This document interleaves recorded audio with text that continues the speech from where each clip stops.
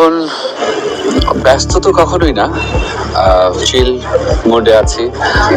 আর কাজ করছি আসলে আইসক্রিম নিয়ে, ওটিটি প্ল্যাটফর্ম, পাশাপাশি আমার কোম্পানি পিঙ্ক ক্রিয়েটিভ নিয়ে।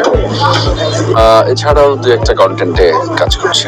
কাজের অনুভূতি আসলে এখন যখন পিছনে ফিরে তাকাই, আমার কাছে মনে হয় যে আগের দিনগুলো হয়তো খুব সুন্দর ছিল। আর এখন আমরা অনেক ছবি দেখছি, সো বেশ কিছু ছবি দেখে ভালো লাগছে, আবার কিছু ছবি দেখে মনে হচ্ছে যে যে কাজের মানটা যে জায়গায় যাওয়ার কথা ছিল সে জায়গায় আসলে সম্ভব আমরা নিতে পারিনি।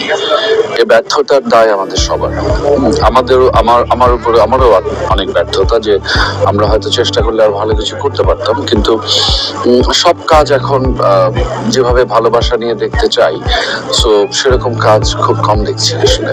দেখেন, আমি আসলে আমি মনে করি যে আমি এক সময়